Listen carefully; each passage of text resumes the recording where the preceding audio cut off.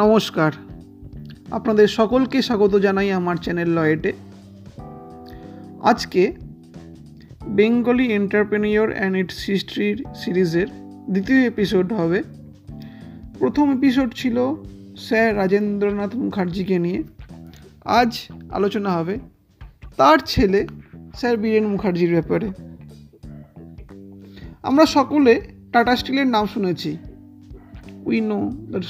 We know about Tata Steel, that is Tata Iron and Steel Company Limited.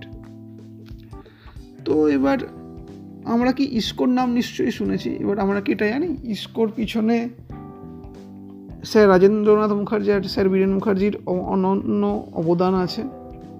Sir Birendranath Mukherjee তিনি একজন খুব নামকরা মানুষ, কিন্তু কতজন বাঙালি তাকে চেনে, আজ আলোচনা হবে তাকে নিয়ে। Sir Birendranath Mukherjee, the founding father of IISCO. তো বীরেন্দ্রনাথ মুখার্জি জন্মগ্রহণ করেছিলেন ফেব্রুয়ারি 14, 1899-এ। উনি মার্টিন অ্যান্ড কুংয়ে অ্যাসিস্ট্যান্ট হিসেবে জয়েন করেছিলেন এবং পরবর্তীকালে নাইটহুড পেয়েছিলেন 1942-তে। এবং ইসকো হচ্ছে first steel plant in Bengal এবং সেটার অন্যতম ফাউন্ডিং ফাদার বলতে পারেন, এবং তার ফাউন্ডেশনের অন্যতম কারিগর ছিলেন স্যার বীরেন্দ্রনাথ মুখার্জি। ইসকো আমাদের বাংলার একটা গর্ব, একটা দেশের গর্ব। তো ইসকোর স্যার বীরেন্দ্রনাথ মুখার্জি, ইসকোর এই যে আজকে আমরা একটা চিনি ইসকো, বাঙালি হিসাবে এটা গর্বের।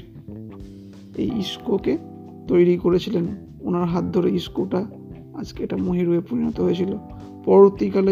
পরবর্তীকালে রাষ্ট্রায়ত্তকরণের জন্য যদিও এটা ভারত সরকার অধিগ্রহণ করে, কিন্তু তার আগে অবধিও একজন বাঙালির হেভি ইন্ডাস্ট্রিজে এতটা বড় নাম করা।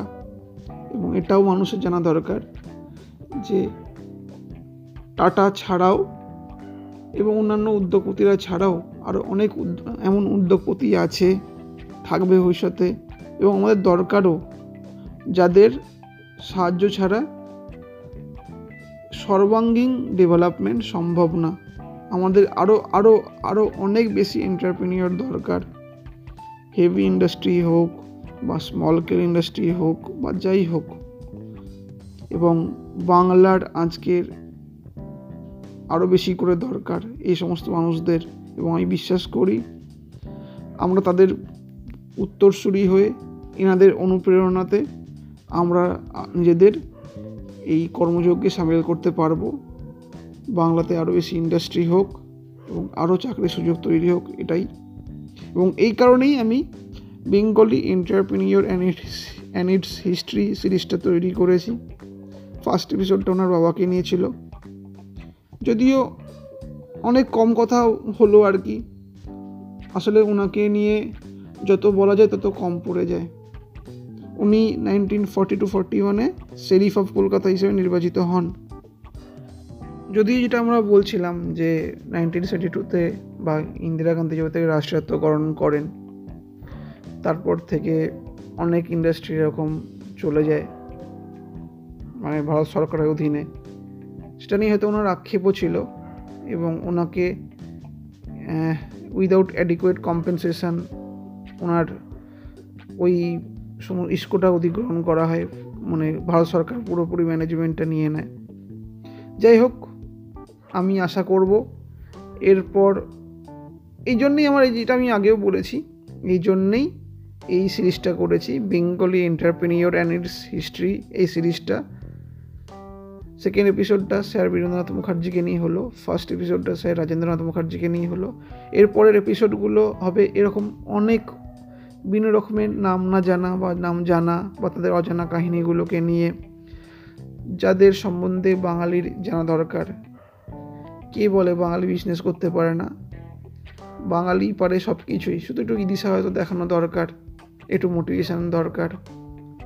নেতাজি রক্ত যাদের শরীরে বইছে, যে জাতির শরীরে বইছে, যার রক্তে বিপ্লব বইছে, যাদের এত বুদ্ধির এত কদর, তারা বিজনেস পার্টনারটা হতেই পারে না।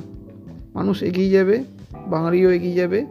ভারতকে এক নতুন উচ্চতায় নিয়ে যাওয়ার জন্য বাঙালি চিরকাল ছিল, আছে এবং থাকবে।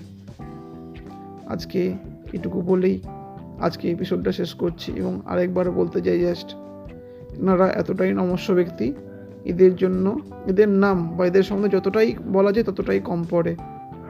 নমস্কার, খুব ভালো থাকবেন। Have a great day.